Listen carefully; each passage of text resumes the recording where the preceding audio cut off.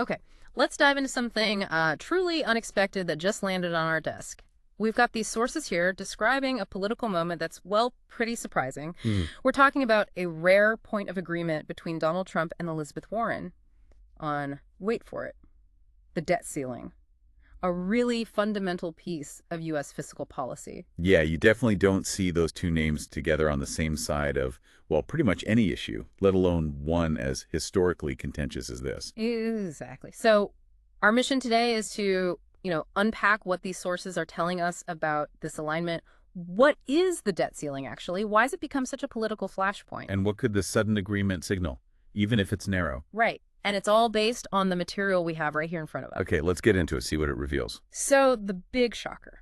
According to these reports, on June 4th, 2025, Donald Trump put out a statement that really grabbed people's attention. Right. On Truth Social, he said, and I'm quoting this directly, "The debt limit should be entirely scrapped to prevent an economic catastrophe." Entirely scrapped. Yeah. Wow. Yeah. He continues, "It is too devastating to be put in the hands of political people that may want to use it despite the horrendous effect it could have on our country and indirectly even the world." And it wasn't just the statement itself that was surprising, was it? No, that's where it got even more interesting. He actually included a screenshot in his post of a similar statement made previously by Senator Elizabeth Warren. Ah, okay.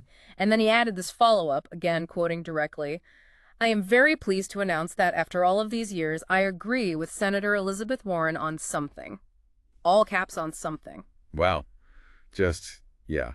Picturing that Trump highlighting agreement with Warren on fiscal policy, no less. Yeah. That's quite something. It really is. And the sources show Senator Warren actually confirmed this agreement, too. They do. Her response, as it's reported here, was essentially, "Yes, we agree. The debt limit should be scrapped to prevent an economic catastrophe," and she called for a bipartisan bill to get rid of it forever. Forever. Okay. So a clear echo there. Incredible, isn't it? Two figures from, completely opposite ends of the political spectrum agreeing on getting rid of a mechanism that's caused so much drama in Washington. Yeah, the sheer political oddity of finding common ground here on such a charged fiscal issue, it's really remarkable. It really is. It certainly makes you think about how the issue itself, the debt ceiling, might be viewed differently, maybe even outside traditional party lines sometimes. Okay, so let's unpack this a bit more then. Before we dig deeper into this unexpected alliance, what is the debt ceiling exactly? We hear the term all the time, especially during budget fights, but the sources clarify a really key point about its function, right? They do, and it's crucial. The definition we have here is pretty clear. It's a statutory limit set by Congress on the total amount of money the federal government is allowed to borrow. Right. But here's the part that often gets, well, misunderstood in the public debate. Raising the debt ceiling does not authorize new government spending. That's not its job. Okay, so what is its job then? Its purpose is simply to allow the Treasury Department to borrow the money needed to pay for the obligations that Congress has already approved through legislation. It's about financing commitments already made. Ah, okay. So all the spending Congress has already voted for, things like Social Security, Medicare, military funding, veterans benefits, interest on the debt we already have. The debt ceiling is just the mechanism that lets Treasury borrow to actually pay those bills. Exactly that. It lets the government fulfill its existing financial commitments. Think of it like authorizing the government to pay its credit card bill for charges already made. Got it. And yet somehow this mechanism has become this incredibly volatile political weapon. Why? How did that happen? Well, that's where the politics gets messy. As the sources detail, over the years, the need to periodically raise the ceiling has been turned into a powerful point of leverage. A bargaining chip. Precisely. Political parties, and these sources note it's been particularly Republicans in recent decades, have used the necessity of raising the ceiling to demand concessions, things like unrelated spending cuts or other policy changes. We've definitely seen that play out. The Obama years had some intense standoffs. Absolutely. The sources mention the Obama administration specifically and point out it was also a factor in the recent political dynamics around Kevin McCarthy's speakership ending. So it becomes this high-stakes game of chicken. Exactly. And it's a dangerous game. These confrontations, according to the analysis here, have repeatedly brought the U.S. perilously close to actually defaulting on its debt. Which would be catastrophic, right? Economists across the board warn it would have devastating consequences. Yeah. For the U.S. economy and likely the global economy, too. Okay, so here's where it gets really interesting, looking back at the sources. Given that history, the GOP using the debt ceiling to demand spending cuts, how does Trump's call to scrap it entirely fit in? Or rather, how does it not fit in with that traditional Republican strategy described here? Well, it's a pretty dramatic break, actually. The standard GOP playbook, as outlined in these materials, has been to insist that any increase in the debt limit must be paired with significant cuts to government spending. Right, use it as leverage for fiscal discipline. Exactly. They see the ceiling as a key tool, maybe the main tool, to force those conversations and control the growth of the national debt. Trump calling for its complete abolition just removes that specific lever. Which must not sit well with everyone in the party. The sources use the word reeling. They say it's left some of the more traditional budget hawks within the Republican Party, well, reeling. Reeling sounds like a polite way of saying pretty shocked, maybe even angry. It certainly implies significant internal friction. And you have to look at the context the sources provide.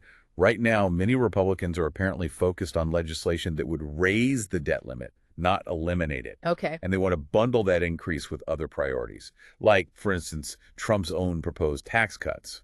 So his call to just scrap the ceiling entirely is described here as a direct rebuke to that ongoing effort within his party. A rebuke to his own party's current strategy. Interesting. And there's a ticking clock on this, isn't there?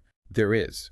We see here that Treasury Secretary Scott Bessent has reportedly warned Congress that the U.S. could run out of money to meet its obligations as soon as August if the ceiling isn't dealt with. August. Okay, so that adds real urgency to this whole debate. Definitely puts a deadline on it. Now let's zero in on the agreement itself between Trump and Warren. It's crucial, as the sources make clear, that while they align on scrapping the ceiling, their wider fiscal views are still pulls apart. What's the full picture on Warren's stance based on what we're reading? Yeah, that nuance is absolutely key. They agree on the mechanism, get rid of the debt ceiling, but they fundamentally disagree on the underlying tax and spending policies. So how does that play out? Well, the sources quote Warren heavily criticizing the current House-passed bill, which would raise the ceiling by $4 trillion. She reportedly says it would just fund more tax breaks for billionaires. And she called that an outrage, according to reports. Okay.